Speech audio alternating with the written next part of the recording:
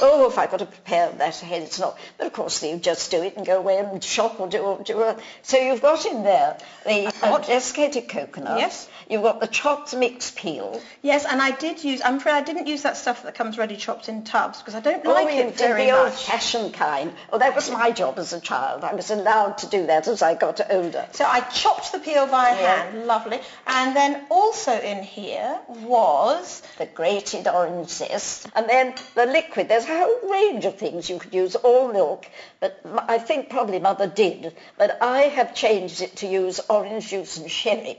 It's rather a fine mixture, if I may say so, that orange juice and sherry, and it smells divine. So it's 4 of orange juice and 2 of cherry. So shall we get going on this? Yes. And let me pop this Oh, up. thank you. 5 ounces of butter and 5 ounces of caster sugar go in. And now drop it down. Now, this is where you want to be careful with this early stage.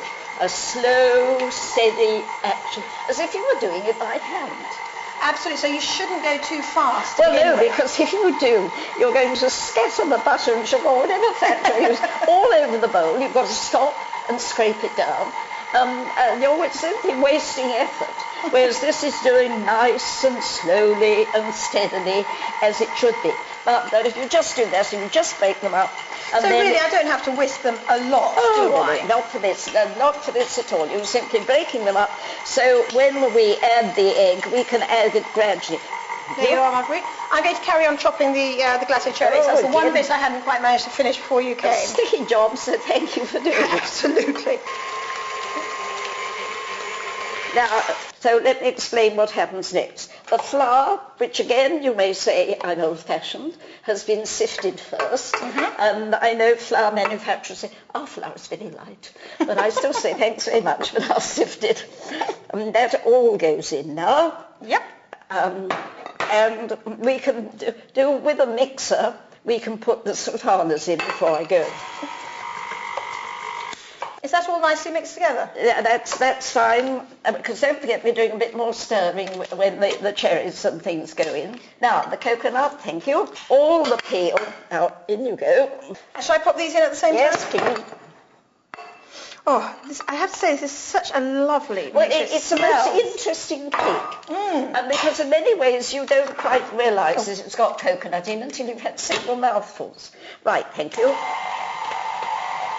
Now, as soon as you're satisfied that everything has been mixed together... And up again? Up again. That's it. It looks fairly stiff. It is very stiff as a mixture, isn't it? Shall we... Yes, that's fine. So we can show people. See, that is a really... I was wondering whether it was going to be too heavy, but that's okay. Absolutely fine. Shall I scrape it into here? Yeah, oh, that's very kind of you, thank you. And the tin, it's lined at the bottom, grease and flour down the side, because it's a very good tempered, beautiful modern tin. But if it's an old favourite, then I'd be inclined, because you've got sticky things here, to use baking parchment around the sides as well. A good idea. And one of the things that always intrigues me is that you haven't suggested that we need to flour the glacé cherries or any of those things. They're not going to sink to the bottom.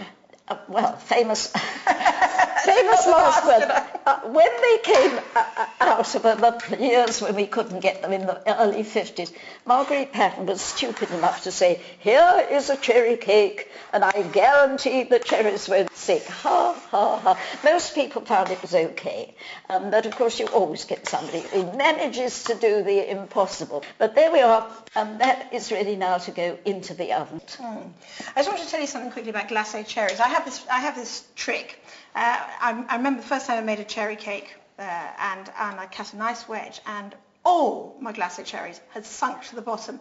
So I did a bit of quick thinking and I said, oh, fantastic, that's perfect, that's exactly the effect I wanted. A layer of cherries on the bottom surmounted by light cake so you get the contrast. Sophie, I think this is something they never teach young home economists. What are you going to say if you've got a tragedy in public? Right, well, we'll get that into the oven and should be ready in time for tea. Oh, thank you. I should welcome that. I have to say, it's turned out beautifully. It looks lovely, doesn't it? And I'm so glad you chose a square tin, because I live by myself now, mainly.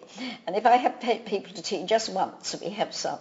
that doesn't look so left over if you put it in the freezer, whereas a round one with a chunk cut out, you're publicly saying, oh, you're having the bits left over. Now, how big a piece do you think I should cut? Should I cut it like that? Well, you cut what you'd like, and I'm quite happy to follow your example. And I want to know from you if you like it, if you're pleased with it. Now, you see, it's fairly soft as you cut through, you can tell. That's it.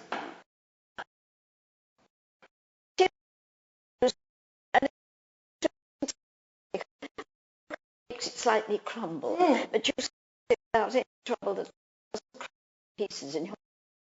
Lovely. Well, you wait until you fix it. It's still lovely. So build me a picture of your family. Would you all sort of pile in, tumultuous heap of children longing for cake? I don't know what you can call three, heaps. And there were three of us. And of course my father died when I was 12.